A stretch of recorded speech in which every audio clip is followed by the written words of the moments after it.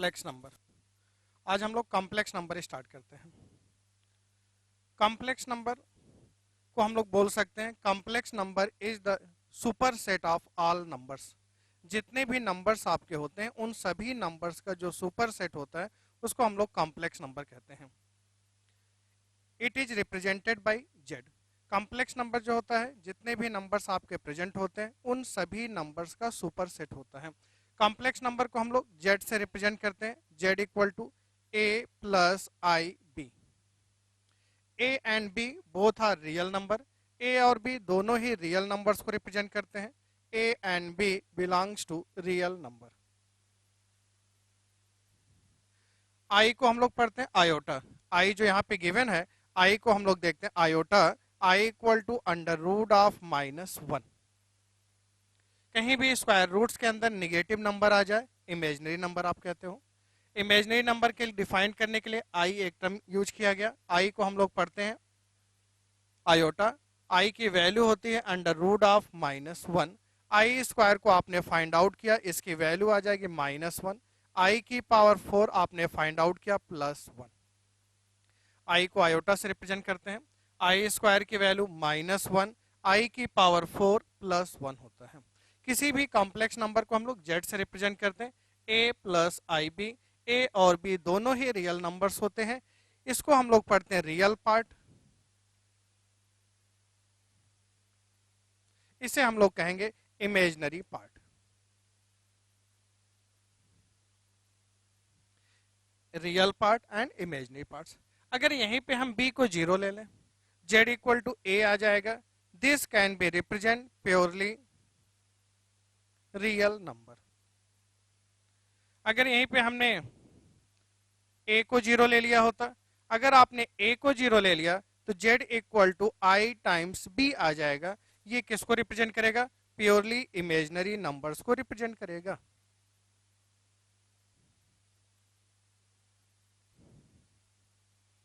This can be represent purely real number, purely imaginary number. अगर a और b दोनों की वैल्यू को हम कंसीडर करते हैं तो ये रिप्रेजेंट करता है कॉम्प्लेक्स नंबर को। तो कॉम्प्लेक्स नंबर जो है रियल नंबर हो सकता है। Real number positive integer, negative integer, fractional number, rational numbers, all numbers में डिफाइंड होते हैं। इसीलिए हम लोग कहते हैं भाई complex number is the super set of all numbers. आप ऐसे भी कह सकते हो complex number is the super set of real numbers.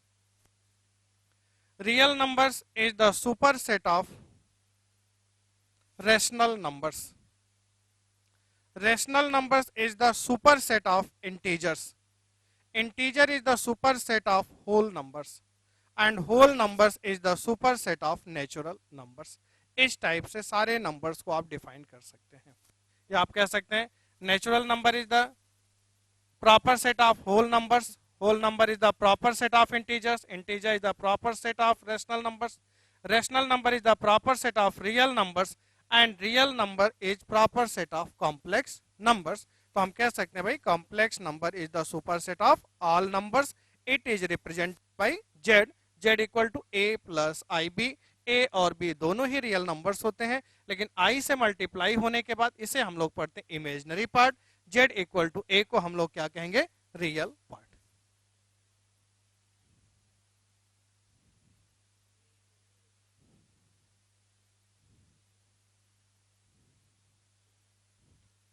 First heading डालिएगा आप लोग, representation of complex number.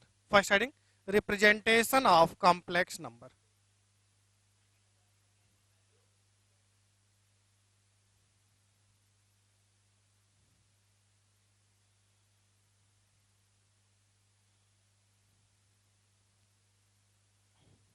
Complex number को हम लोग कई टाइप से रिप्रेजेंट कर सकते हैं। फर्स्ट पॉइंट हम लोग देखते हैं रेक्टेंगुलर फॉर्म।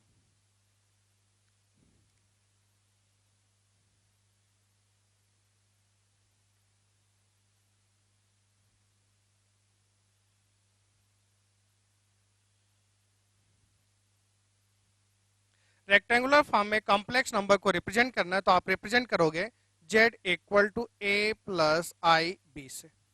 रेक्टेंगुलर फॉर्म में हम लोग रिप्रेजेंट करते हैं कॉम्प्लेक्स नंबर को z equal to a plus I B से। Real axis, imaginary axis. जैसे कोऑर्डिनेट में हम लोग इसे एक्स एक्सिस पढ़ते हैं, इसे वाई एक्सिस पढ़ते हैं। जनरली हम लोग की एक हैबिट सी बनी होती है, कहीं भी हॉरिजॉन्टल लाइंस को हम लोग एक्स एक्सिस, वर्टिकल लाइन को वाई एक्सिस, लेकिन इसे हम लोग को क्या पढ़ना चाहिए, एब्सिसा, और इसे हमें क्या पढ़ना चाहिए, ऑर्डिनेट। तो कॉम्प्लेक्स नंबर चैप्टर में जो एब्सिसा है ये रियल एक्सिस को रिप्रेजेंट करता है, ऑर्डिनेट जो आपका है इमेजिनरी एक्सिस को रिप्रेजेंट करता है। ये जो प्लेन गिवन है इस प्लेन को हम लोग कहते हैं आर्गेंट प्लेन। इस प्लेन को हम लोग कहें आर्गेंट प्लेन। अब कॉम्प्लेक्स नंबर जेड की लोकेशन को रिप्रेजेंट करना है, तो आप देख रहे हैं रियल एक्सिस पे कितना है ए, तो रियल एक्सिस पे हम लोग ए डिस्टेंस मूव करते हैं, इमेजिनरी एक्सिस पे बी डिस्टेंस मूव करते हैं। ये जो पॉइंट्स आपको मिलेगा ये कॉम्प्लेक्स नंबर जेड को रिप्रेजेंट कर देगा। कॉम्प्लेक्स नंबर जेड की लोकेशन आपको बतानी है, तो उसके लिए आपने क्या किया, रियल एक्सिस पे ए डिस्टेंस मूव किया, इमेजिनरी एक्सिस पे बी डिस्टेंस मूव किया। ये जो पॉइंट्स आपको जेड मिल रहा है, जेड पॉइंट कॉम्प्लेक्स नंबर की लोकेशन को रिप्रेजेंट कर देगा। अगर आप ध्यान से देखो एक रेक्टेंगल फॉर्म बना रहा होता है, इसलिए क्या पढ़ते हैं, रेक्टेंगुलर फॉर्म कहते हैं। कॉम्प्लेक्स नंबर को रिप्रेजेंट करने के लिए सेकंड पॉइंट आता है पोलर फॉर्म।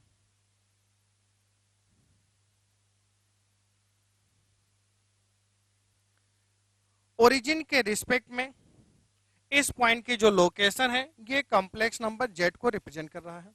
इस पॉइंट की लोकेशन को डिफाइन करने का आपके पास दो तरीका था। फर्स्ट आपने क्या किया, रियल एक्सिस पे ए डिस्टेंस मूव किया, इमेजिनरी एक्सिस पे बी डिस्टेंस मूव किया, आपको कॉम्प्लेक्स नंबर जेड मिल गया। इसी बात को देखो आप ऐसे भी समझा सकते थे, रियल एक्सिस से थीटा एंगल पे आर डिस्टेंस मूव किया जाए तो क्या ये पॉइंट्स नहीं मिल जाएगा। एंगल के रिस्पेक्ट में इस पॉइंट की लोकेशन को डिफाइन करने का जो कंसेप्ट होता है इसको हम लोग पढ़ते हैं पोलर फॉर्म। पोलर फॉर्म में कॉम्प्लेक्स नंबर जेड को रिप्रेजेंट करना है तो Z equal to R cos theta plus I sine theta आप ले सकते हो। तो जेड इक्वल टू आपने लिया R cos theta plus I sine theta. यहाँ पे जो आर है ये कॉम्प्लेक्स नंबर जेड के मैग्नीट्यूड को रिप्रेजेंट करता है, R equal to modulus of Z. Mod Z equal to under root of A square plus B square. आप फिगर से भी देख सकते हो, ये लेंथ आपकी ए है, ये लेंथ बी है, आर की वैल्यू कितनी हो जाएगी, under root of A square plus B square, ये इसका मैग्नीट्यूड होगा। कॉम्प्लेक्स नंबर जेड के मैग्नीट्यूड्स को हम लोग कहते हैं modulus of Z. Mod of Z equal to under root of A square plus B square. ये एंगल जो थीटा है इसको हम लोग पढ़ते हैं कॉम्प्लेक्स नंबर आर्गुमेंट। जो थीटा होता है इसको क्या पढ़ते हैं भाई, argument of Z. Argument of Z, argument of Z को शॉर्ट फॉर्म में आप ऐसा भी लिख सकते हो, आर्गुमेंट ऑफ जेड। इस फिगर में आप देखिए tan थीटा इक्वल टू कितना आएगा, B upon A. tan theta equal to B upon A. Theta की वैल्यू आप फाइंड आउट करते हो tan इनवर्स बी अपान ए।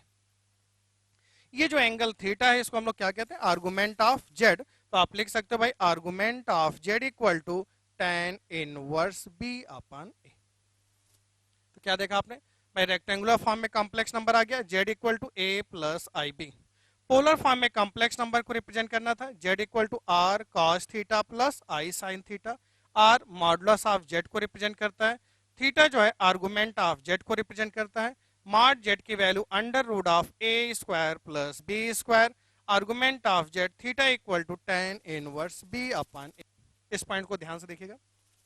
कुछ बच्चे जल्दबाजी में क्या गलती करते हैं भाई, कहीं भी मॉड ऑफ जेड लिखना होता है तो under root of A square plus I square B square लिख देते हैं। नहीं, ऐसा नहीं करना। कहीं पे भी magnitude of Z find out करना है, under root of real part का स्क्वायर प्लस इमेजिनरी पार्ट का स्क्वायर। हम लोग इस टाइप से मॉडुलस ऑफ जेड को डिफाइन करते हैं।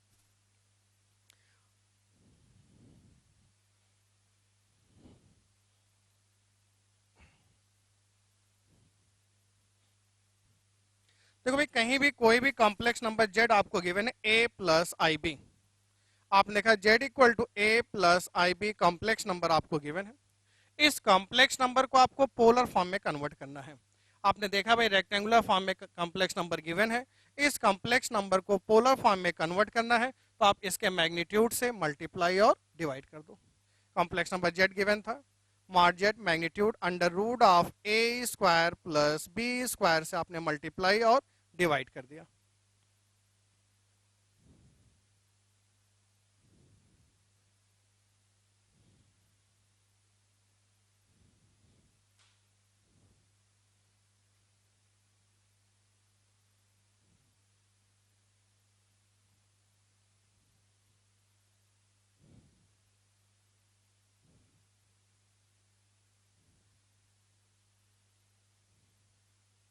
अब आपने देखा भाई ये लेंथ आपकी कितनी हो रही है, R equal to under root of A square plus B square.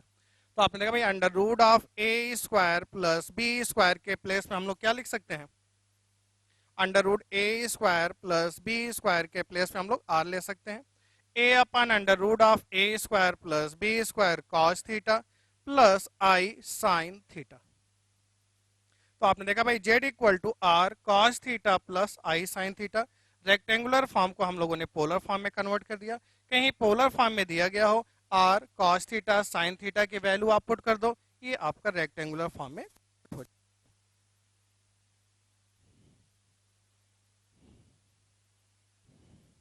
मान लो एक कॉम्प्लेक्स नंबर हमने लिया जेड इक्वल टू आई। अब ये रेक्टेंगुलर फॉर्म में गिवन है, आपसे कहा जाए भाई इसको पोलर फॉर्म में कन्वर्ट कर दीजिए। अब आपको इसको पोलर फॉर्म में कन्वर्ट करना है तो आपने क्या लिखा, जेड इक्वल टू 0 प्लस आई। इसका मैग्नीट्यूड आप फाइंड आउट करेंगे कितना आएगा, 1। 1 से मल्टीप्लाई डिवाइड करने से कोई इफेक्ट नहीं आएगा, तो यहाँ पे आप लिख सकते हैं जेड इक्वल टू 0 को क्या लिख सकते हैं आप, cos pi by 2 plus I sine pi by 2। तो आपने देखा इस रेक्टेंगुलर फॉर्म को पोलर फॉर्म में कन्वर्ट कर दिया। सेकेंड एग्जाम्पल्स लेते हैं। मान लो सेकेंड एग्जाम्पल्स आपने लिया Z equal to 1 plus I. Rectangular form में कॉम्प्लेक्स नंबर दिया गया था, अगेन पोलर फॉर्म में कन्वर्ट करना है। इसके मैग्नीट्यूड से मल्टीप्लाई और डिवाइड कर दीजिए। इसका रिजल्टेंट आपने फाइंड आउट किया, R equal to under root of A square plus B square कितना आ गया, √2। आप क्या करोगे, √2 से मल्टीप्लाई और डिवाइड कर दो, 1 बाई √2 प्लस आई बाई √2। तो जेड इक्वल टू आपने लिखा √2 cos pi by 4 plus I sine pi by 4। ये जो है आपने इसको पोलर फॉर्म में कन्वर्ट कर दिया। कहीं भी कोई भी कॉम्प्लेक्स नंबर आपको रेक्टेंगुलर फॉर्म में दिया गया हो, इस पैटर्न पे उसको आप पोलर कर सकते हैं। तो देखो फर्स्ट पॉइंट हमने डिस्कस किया, रेक्टेंगुलर फॉर्म में कॉम्प्लेक्स नंबर जो होता है Z equal to A plus I B. First point आपने डिस्कस किया रेक्टेंगुलर फॉर्म,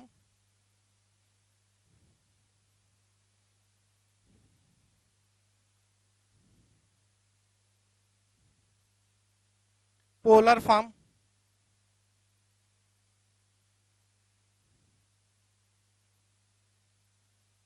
और cos theta plus I sine theta.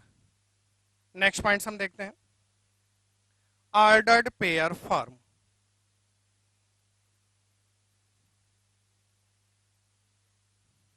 Z equal to A comma B.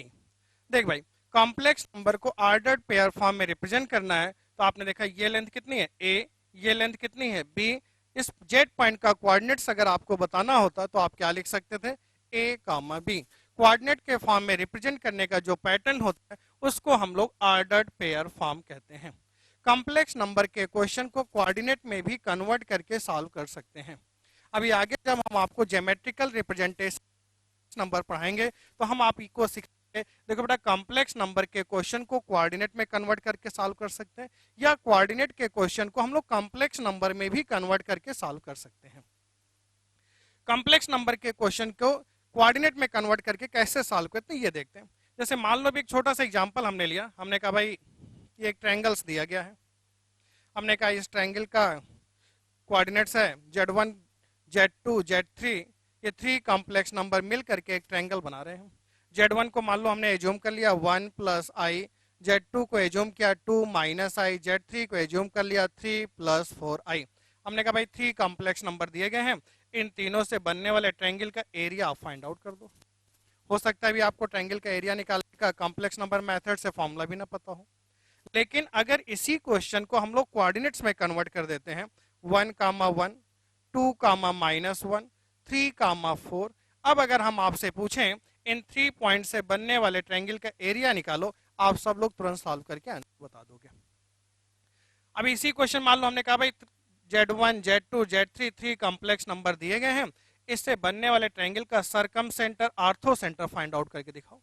अब circumcentre orthocentre find out करने जाओगे तो हो सकता है इस क्वेश्चन को सॉल्व करने में आपको 1 पेज लग जाए, 5 to 10 लाइन लग जाए, लेकिन इसी क्वेश्चन को कोऑर्डिनेट में कन्वर्ट करके सॉल्व किया जाएगा तो 2 या 3 लाइंस में आपका क्या होगा, सॉल्व हो जाएगा। इसलिए रिप्रेजेंटेशन ऑफ कॉम्प्लेक्स नंबर में थर्ड पॉइंट हमने डिस्कस किया ऑर्डर्ड पेयर फॉर्म। इसका यूज कब होगा, जब कॉम्प्लेक्स नंबर के क्वेश्चन को कोऑर्डिनेट में कन्वर्ट करके सॉल्व करना होगा। Next point, Euler's form.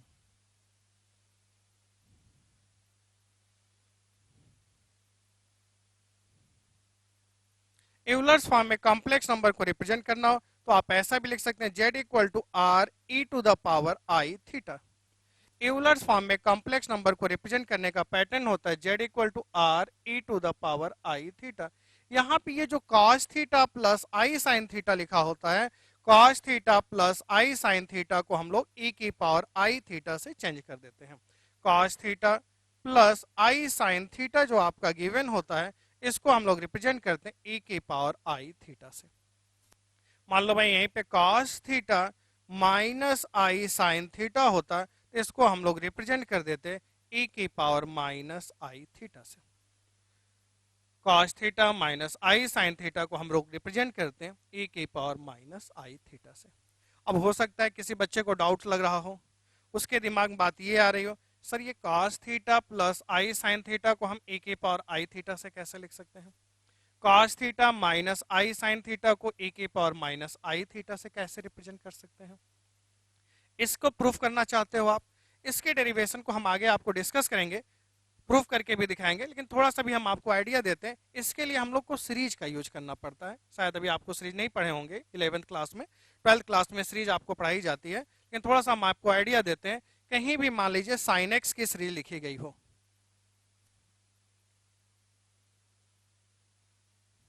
Sine x given हो, तो साइन एक्स की सीरीज होती X minus X cube by factorial 3 plus X की power 5 by factorial 5। Cos X की सीरीज आप ले सकते हो 1 minus X square by factorial 2 plus X की power 4 by factorial 4 and so on.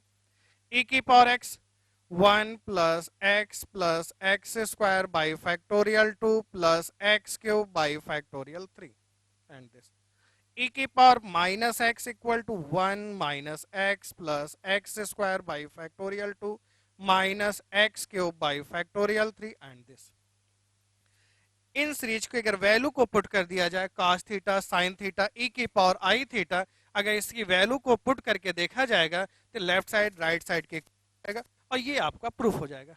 लेकिन 11th क्लास में बच्चों को प्रॉब्लम ये होती है कि इनको सीरीज का आइडिया नहीं होता है। हो सकता है आप में से बहुत से बच्चे 11th क्लास में ऐसे भी हों जिनको ये भी ना समझ में आ रहा भाई फैक्टोरियल 2 क्या होता है, फैक्टोरियल 3 क्या होता है। ये अगले चैप्टर्स के पार्ट हैं, इनको हम लोग वहां पे अच्छे से डिस्कस करेंगे। अभी केवल हम लोग डिस्कस कर रहे हैं representation of complex number.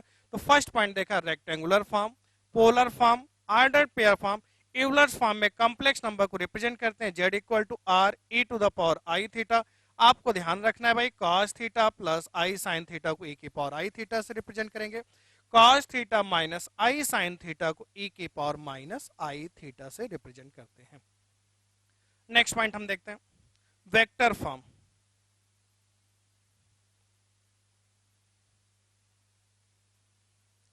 Complex number के क्वेश्चन को वेक्टर में भी कन्वर्ट करके सॉल्व कर सकते हैं।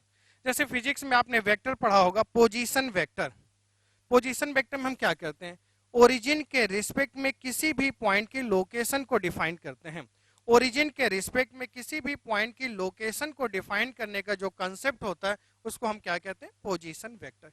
ये जो पॉइंट जेड है, मान लेते हैं ये पॉइंट पी है, इस पी पॉइंट की ओरिजिन के रिस्पेक्ट में जो लोकेशन होगी वही तो कॉम्प्लेक्स नंबर जेड को रिप्रेजेंट करेगा। इस पी पॉइंट की ओरिजिन के रिस्पेक्ट में जो लोकेशन होगी किसको रिप्रेजेंट करेगा, कॉम्प्लेक्स नंबर जेड को रिप्रेजेंट करेगा।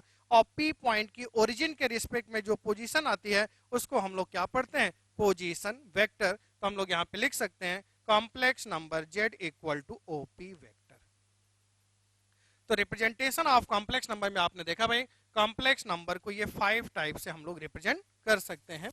Rectangular form, polar form, ordered pair form, Euler's form and vector form, ये 5 टाइप से कॉम्प्लेक्स नंबर को रिप्रेजेंट किया जा सकता है।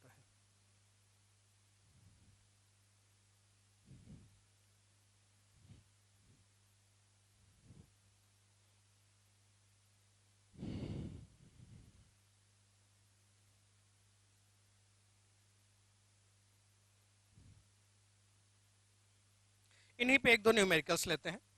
फर्स्ट एग्जांपल्स लेते हैं, z इक्वल टू आई की पावर आई। ये एक एग्जांपल लिया हमने, z इक्वल टू आई की पावर आई। आपको बताना है भाई ये प्योरली रियल नंबर्स को रिप्रेजेंट करेगा, प्योरली इमेजिनरी नंबर्स को रिप्रेजेंट करेगा, या कॉम्प्लेक्स नंबर को रिप्रेजेंट करेगा। z इक्वल टू आई की पावर आई, ये बताओ आप भाई किसको रिप्रेजेंट करेगा, purely real number, purely imaginary number, या कॉम्प्लेक्स नंबर को रिप्रेजेंट करेगा।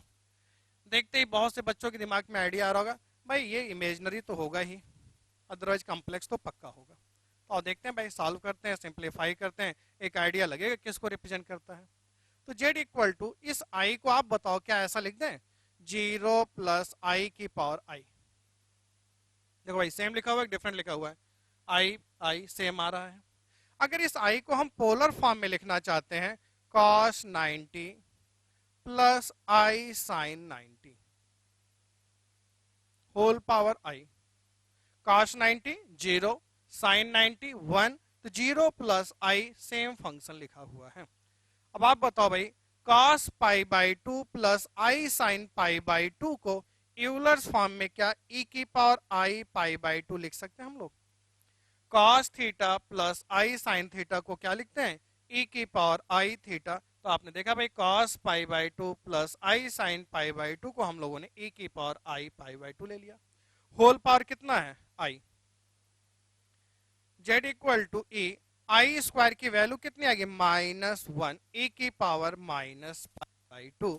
तो z इक्वल टू ई की पावर माइनस पाई बाई 2 जो आ रहा है, ये किसको रिप्रेजेंट कर रहा है, ये तो प्योरली रियल नंबर्स को रिप्रेजेंट करेगा ना भाई। आई से इंडिपेंडेंट टर्म आ रहा है, ई 2.7, पाई की वैल्यू 3.14 न्यूमेरिकल वैल्यू आ रही है, तो ये किसको रिप्रेजेंट कर देगा, प्योरली रियल नंबर्स को रिप्रेजेंट कर देगा।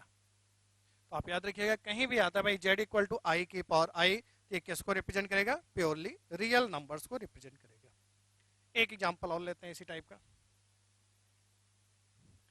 मान लो भाई complex number z equal to E की पावर आई थीटा हमने ले लिया, z इक्वल टू ई की power I theta, convert this complex number into polar form. ये जो आपको गिवन है इसको आप पोलर फॉर्म में कन्वर्ट कर दो। तो भाई पोलर फॉर्म में कन्वर्ट करना क्या किया जाए आप बताओ, ऐसा लिखें, z इक्वल टू ई की पावर आई थीटा को क्या लिख सकते हैं हम लोग, cos theta plus I sine theta. या आप बताओ इसको ऐसा लिख सकते हैं क्या, e की power cos theta into e की पावर आई साइन थीटा। या ऐसा लिख दें, z इक्वल टू ई की power cos theta into e की पावर आई, इसको आप क्या पढ़ोगे थीटा, e की पावर आई थीटा को हम क्या लिखते हैं, cos थीटा, थीटा के प्लेस पे कितना है sine theta, plus I sine of sine theta. z equal to R cos theta plus I sine theta polar form में कन्वर्ट हो गया। इस कॉम्प्लेक्स नंबर का मैग्नीट्यूड r की वैल्यू कितनी हो जाएगी, e की power cos theta. Argument of z की वैल्यू कितनी आ जाएगी, sine theta. Argument of z कितना आ जाएगा, साइन थीटा आ जाएगा। r की वैल्यू कितनी आ जाएगी, e की power cos theta.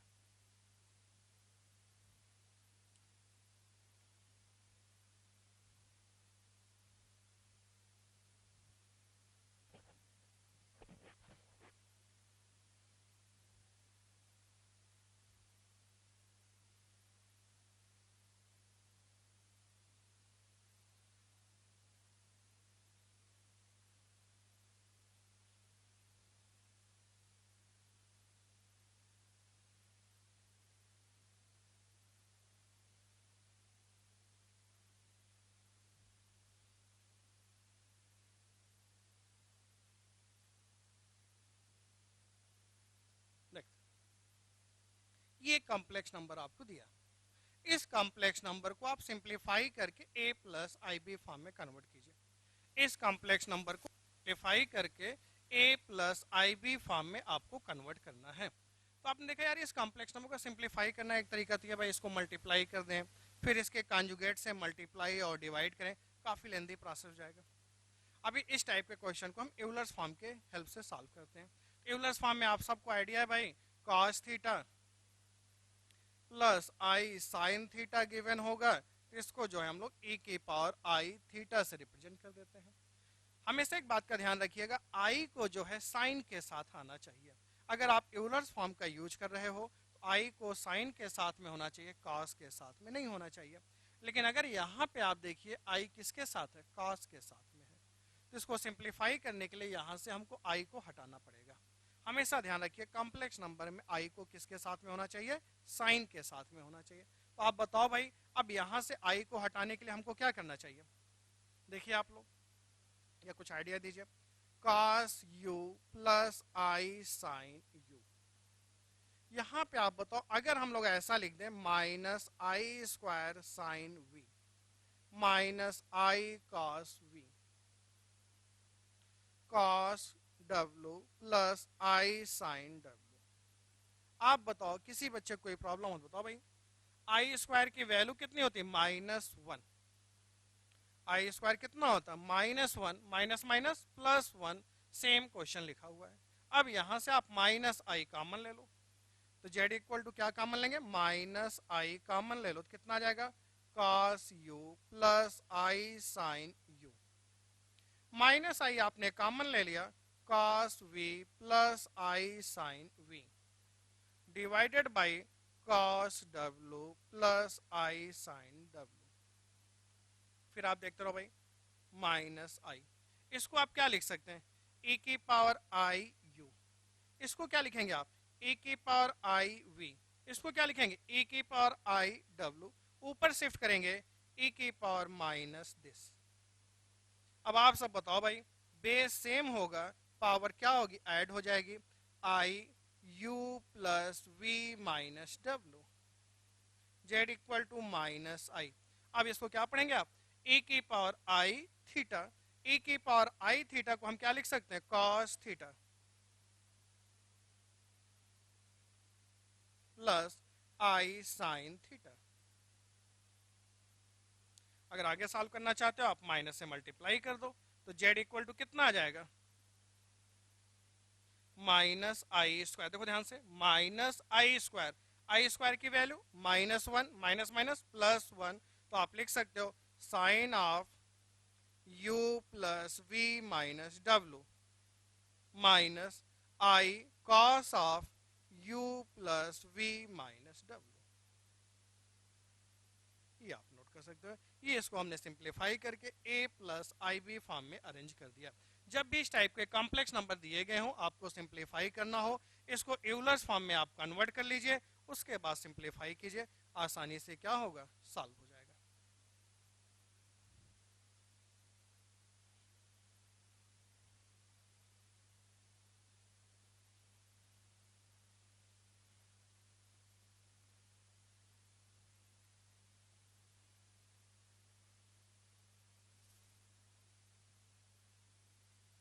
Next point हम लोग देखते हैं, मॉडुलस ऑफ जेड।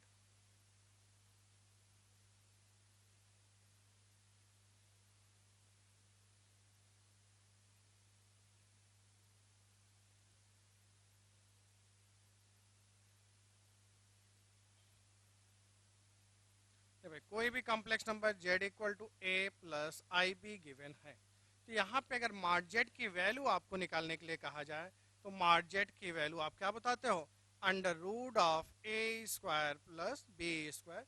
ये आप सबको आइडिया है। नेक्स्ट पॉइंट यहीं पे हम लोग देखते हैं, प्रॉपर्टीज ऑफ मॉड z।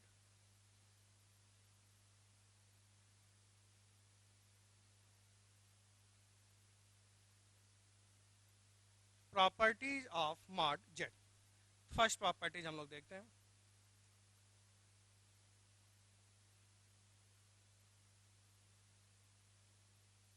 कहीं भी कोई कॉम्प्लेक्स नंबर z आपको दिया गया था, आपने उसका मॉड लिया, होल पावर n कर दिया, या इस कॉम्प्लेक्स नंबर की पावर n कीजिए फिर मॉड कीजिए, आप देखेंगे दोनों की ही वैल्यू क्या होती है, सेम आती है। कोई भी कॉम्प्लेक्स नंबर z आपको दिया गया, उसका मॉड लेकर के होल पावर n कर दीजिए, या पहले पावर n कीजिए फिर मॉड लीजिए, दोनों की वैल्यू आप देखेंगे सेम आएगा। नेक्स्ट पॉइंट हम देखते हैं। मान लेते हैं mod of z1 into z2 आपको दिया गया हो, दिस इक्वल टू आप लिख सकते हैं mod of z1 into mod of z2। जैसे देखा आपने mod z1 into z2, this equal to आप लिख सकते हो mod of z1 into mod of z2। अलग अलग भी आप चाहें तो इसको आप ऐसा भी लिख सकते हैं, mod z1 into mod of z2। यहीं पे आपने देखा mod of z1 upon z2 दिया गया हो, this equal to mod z1 upon mod of z2, ये आप लिख सकते हो। ये जो कॉम्प्लेक्स नंबर की प्रॉपर्टीज हमने लिखी, इनका अगर प्रूफ करना चाहते हैं तो इनका जो प्रूफ है बड़े ही आसानी से एग्जाम्पल लेके हम लोग कर सकते हैं। उसके लिए आपको रिक्वायरमेंट्स होती है एलजेब्रा ऑफ कॉम्प्लेक्स नंबर की।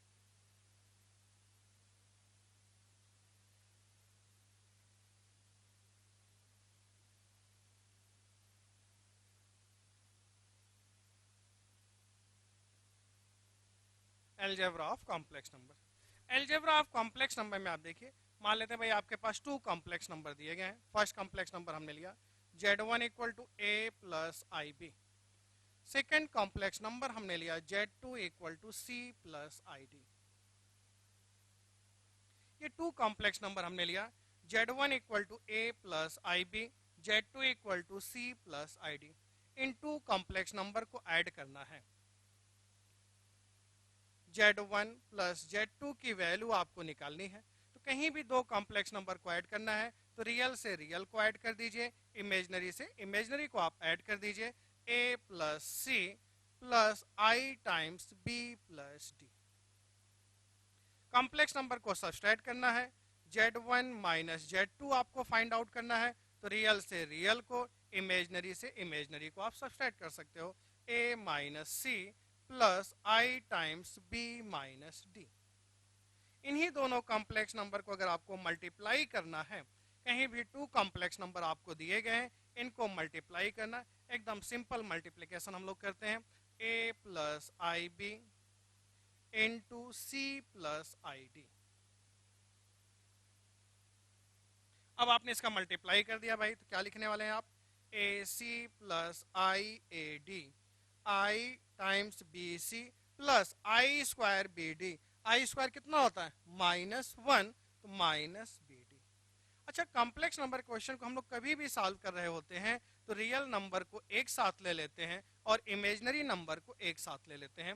तो रियल नंबर आपने देखा ए सी और बी डी है, A C minus B D plus I times A D plus B C, A C minus B D plus I times A D plus B C आपने लिख दिया।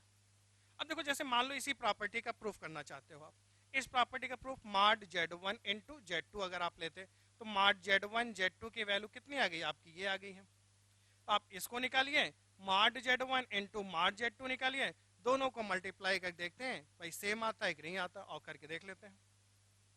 Mod z1 z2 आप निकालते हो, mod of z1 into z2 आप निकालो, क्या लिखोगे, अंडर रूट ऑफ दिस का स्क्वायर, तो क्या लिखेंगे, A square C square B square D square minus 2 times A B C D. यहाँ पे आप आ जाइए, प्लस दिस का square, A square D square B square C square plus 2 times A B C D. ये आपने देखा क्या हुआ, कैंसिल हो गया। अब यहाँ पे अगर आप देखा जाए, ए स्क्वायर कॉमन ले लीजिए, इन दोनों में से अगर आपने ए स्क्वायर कॉमन ले लिया, कितना आ गया, सी स्क्वायर प्लस डी स्क्वायर। इन दोनों में से आपने बी स्क्वायर कॉमन ले लिया, तो कितना आ गया भाई, C square plus D square. Under root of C square plus D square common लिया तो कितना आ गया, A square plus B square. अब आप बताओ, z1 a plus I B है तो मॉड z1 कितना आ जाएगा, under root of A square plus B square. Mod z2 कितना आ जाएगा, under root of C square plus D square. ये किसको रिप्रेजेंट कर रहा है, मॉड z1 मॉड z2। यहां से इस प्रॉपर्टी का आपने प्रूफ देख लिया, mod Z1 equal to mod of Z1 into mod of Z2। तो अलजेब्रा ऑफ कॉम्प्लेक्स नंबर हमने क्या सीखा है, दो कॉम्प्लेक्स नंबर को ऐड करना है, रियल से रियल को, इमेजनरी से इमेजनरी को, सब्सट्रैक्ट करना है, रियल से रियल को, इमेजनरी से इमेजनरी को, मल्टीप्लाई करना, भाई सिंपल मल्टीप्लाई करो, उसके बाद रियल को एक साथ ले लो, इमेजनरी को जो है आप एक साथ ले लीजिए।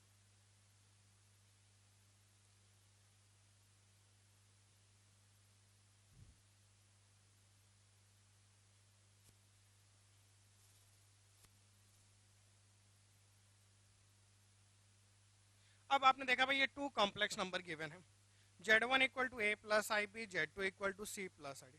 कॉम्प्लेक्स नंबर को हम डिवाइड नहीं कर पाते हैं, डिवाइड नहीं करते, हाँ सिंप्लीफाई कर लेते हैं। भाई जैसे दो कॉम्प्लेक्स नंबर Z1 अपान Z2 दिए गए थे, तो आपने लिखा भाई Z1 upon Z2 equal to this.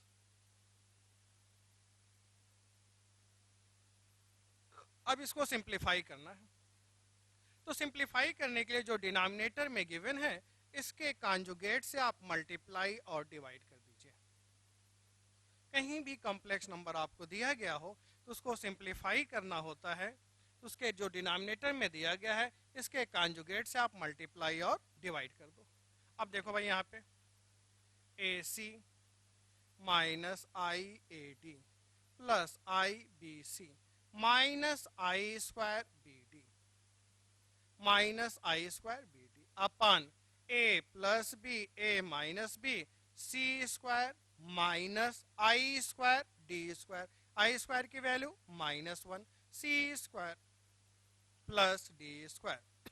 आप क्या लिख सकते हैं भाई, रियल को एक साथ ले लीजिए, A C plus B D upon C square plus D square plus I times B C minus A D upon C square plus D square. ये हमने किसकी वैल्यू को फाइंड आउट कर लिया, Z1 अपान Z2 की वैल्यू को find out कर लिया, रियल को अलग कर दिया, इमेजनरी को अलग कर दिया। अब भाई अगर आपको इस प्रॉपर्टी का प्रूफ देखना होता, इस साइड आप क्या करते, मॉड ले लेते, और mod Z1 upon mod Z2 आप देखेंगे दोनों की वैल्यू क्या होगी, सेम आ जाएगी। करके देखना चाहते हैं तो आइए करके देख लेते हैं।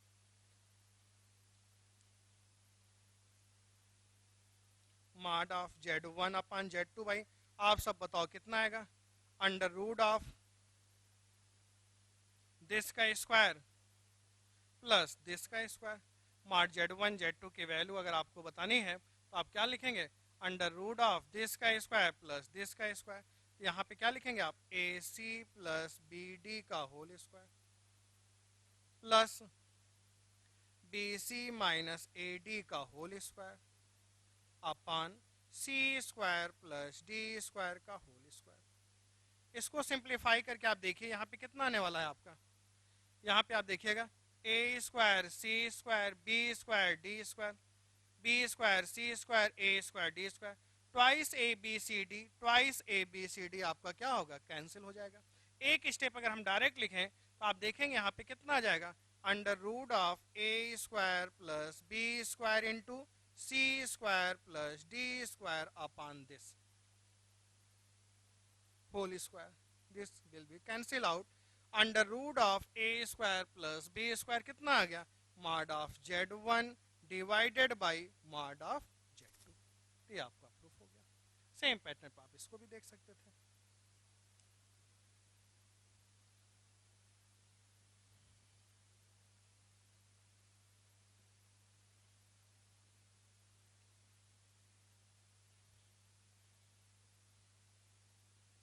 यहीं पे नेक्स्ट प्रॉपर्टी देखते हैं,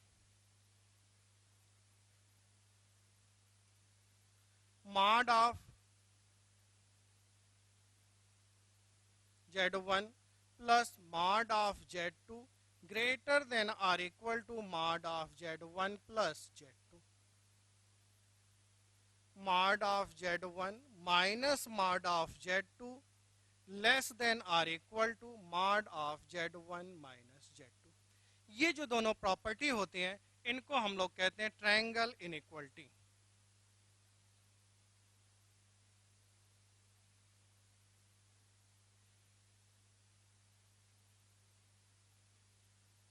ट्रायंगल इनइक्वलिटी, जैसे आप सबको आइडिया है किसी भी ट्रायंगल की टू साइड्स का जो सम होता है हमेशा थर्ड साइड से ग्रेटर होता है। अब कॉम्प्लेक्स नंबर की एक साइड को मार्क Z1 से, दूसरी साइड को मार्क Z2 से और थर्ड साइड को मार्क Z1 प्लस Z2 से रिप्रेजेंट करें तो आप देखेंगे किसी टू इंडिविजुअल साइड्स का जो सम होता है हमेशा थर्ड साइड से ग्रेटर होता है, या किसी भी ट्रायंगल की टू इंडिविजुअल साइड्स का जो डिफरेंस होता है ये हमेशा थर्ड साइड से क्या होता है, स्मॉल होता है। इसलिए इसको हम लोग कहते हैं ट्रायंगल इनइक्वालिटी। ये जो ट्रायंगल इनइक्वालिटी होती है इसका कॉम्प्लेक्स नंबर में बहुत यूज होता है। इसके प्रूफ की बात करें तो इसके प्रूफ को दो टाइप से कर सकते हैं। एक तो वेक्टर फॉर्म में जो ट्रायंगल प्रॉपर्टी होती है भाई a b vector plus B c vector equal to c a vector concept से प्रूफ करके दिखा सकते हैं कि भाई किसी ट्रायंगल के टू साइड्स का सम थर्ड साइड से ग्रेटर होता है। ये एग्जांपल्स लेके भी हम कर सकते हैं, उसको हम आपको नेक्स्ट वीडियो में डिस्कस कर देंगे। लेकिन अभी जो हम यहाँ पे बताना चाह रहे हैं कि जो ट्रायंगल इनइक्वालिटी होती है कहीं भी कॉम्प्लेक्स नंबर का क्वेश्चन इस टाइप से आता है, find out the maximum and minimum value of complex number. जब भी कॉम्प्लेक्स नंबर के क्वेश्चन में मैक्सिमम या मिनिमम वैल्यू फाइंड आउट करने की बात की जाती है तो आप समझ जाओ कि वहां पे ट्रायंगल इनइक्वालिटी अप्लाई हो सकती है। तो जब भी मैक्सिमा या मिनिमा का क्वेश्चन आए आप ट्रायंगल इनइक्वालिटी को अप्लाई करके एक बार जरूर देखिए। अगर उससे हो जा रहा है बहुत अच्छा है, नहीं हो पा रहा है तो फिर किसी और मेथड से इस क्वेश्चन को हम लोग सॉल्व कर लेंगे। आईआईटी में अगर आप देखोगे ट्रायंगल इनइक्वालिटी के क्वेश्चन कई बार आए हैं। अब इस कॉम्प्लेक्स नंबर के चैप्टर्स के बारे में थोड़ा सा आप जान लीजिए। Complex number chapter IIT point of view से बहुत इंपॉर्टेंट चैप्टर होता है। स्टार्टिंग में थोड़ा सा आपको टफ लगेगा, लेकिन कॉम्प्लेक्स नंबर के अगर आप क्वेश्चन आईआईटी में देखिए, मेंस में, एडवांस में हर साल आते हैं। अगर एडवांस में आप देखेंगे दो पेपर होते हैं, कई बार दोनों पेपर मिला के 3 to 4 क्वेश्चन अकेले एक चैप्टर कॉम्प्लेक्स नंबर से आ जाता है। अब आप सोचिएगा 3 या 4 क्वेश्चन आने का मतलब 16 मार्क्स तक का क्वेश्चन, 12 से 16 मार्क्स का क्वेश्चन इस एक चैप्टर से आ जाता है। ये कितना इंपॉर्टेंट चैप्टर होगा। इसके हम लोग कंटिन्यू डिस्कस करते चलेंगे, आप इसको लगाते चलेंगे, जहां पे जो डाउट्स होगा उसको आप पूछते चलेंगे। फिर एक बात और, जैसे इस वीडियो लेक्चर से कुछ बच्चों को लगता होगा घर पे इस हमने वीडियो लेक्चर देखा, यहाँ पे ये पॉइंट्स नहीं समझ में आया, तो उसके लिए आप हमसे पूछ भी सकते हो। या फिर कुछ बच्चों के दिमाग में आएगा भाई ये इंपॉर्टेंट चैप्टर है हमारा छूट जा रहा है तो दोबारा हमें समझ में नहीं आएगा, सर क्लास में नहीं पढ़ाएंगे। ऐसा भी नहीं है, इसको आपको क्लास में दोबारा पढ़ाया जाएगा। लेकिन फायदा क्या होगा, एक बार आपने पढ़ा है, चीजें आपको अच्छे समझ में आ गई हैं, इस टाइम में आपने प्रैक्टिस किया हुआ है, दोबारा इन पे हमने और नए नए टाइप के एग्जांपल्स लिया, अच्छे एग्जांपल्स लिया, तो ये टॉपिक और अच्छे से आपका तैयार हो जाएगा। इस टॉपिक में आप ये देखिए, अभी हम लोग कॉम्प्लेक्स नंबर का थ्योरेटिकल पार्ट डिस्कस करेंगे, फिर बाद में इसी कॉम्प्लेक्स नंबर चैप्टर के बहुत से क्वेश्चन को हम आपको सिखाएंगे ग्राफिकली कैसे सॉल्व किए जाते हैं। तो कुछ दिन के बाद ये चैप्टर बड़े अच्छे से आपका हो जाएगा। तो आज हम लोगों ने दो हेडिंग डिस्कस किया, क्या क्या, representation of complex number, complex number को हम 5 टाइप से रिप्रेजेंट करते हैं। सेकेंड पॉइंट आज हमने इसमें क्या डिस्कस किया, modulus of Z, properties of mod Z. Properties of mod Z के लिए हमने आपको एक्सप्लेन किया algebra of complex number. Algebra of complex number में addition, subtraction, multiplication, division discuss किया। एक छोटा सा पॉइंट आप और देख लीजिए, इसमें बहुत से बच्चे गलती करते हैं, नोट करके इसको आप लिख लीजिएगा। क्या, जैसे मान लीजिए अभी हमने बहुत से बच्चों से पूछा, कई बार देखा कि भाई हमने पूछा 3 + 4i एक कॉम्प्लेक्स नंबर है, दूसरा कॉम्प्लेक्स नंबर 5 + 3i है। हमने आपसे पूछा बताओ बेटा ये ग्रेटर होगा कि ये ग्रेटर होगा। तो बहुत से बच्चे गलती क्या करते हैं, कुछ बच्चे इसको ग्रेटर बता देंगे, कुछ बच्चे इसको ग्रेटर बता देते हैं। लेकिन कॉम्प्लेक्स नंबर को हम कभी कंपेयर ही नहीं कर सकते हैं। कंपैरिजन तो हमेशा रियल नंबर्स का होता है, इमेजिनरी नंबर या कॉम्प्लेक्स नंबर को कभी भी कंपेयर नहीं किया जा सकता है। तो कहीं पे अगर आपसे इस तरह से बातें की जाएं कि Z1 ग्रेटर देन Z2 है या Z1 लेस देन Z2 है, ये मीनिंगलेस क्वांटिटी है, मीनिंगलेस क्वांटिटी है, इसकी बात हम लोग कभी भी नहीं करते हैं। कंपैरिजन उस समय होता है जब इमेजिनरी पार्ट्स 0 हो, complex number purely real numbers को रिप्रेजेंट कर रहा होगा, तो उसका कंपैरिजन हम कर सकते हैं, इमेजिनरी नंबर का कंपैरिजन नहीं किया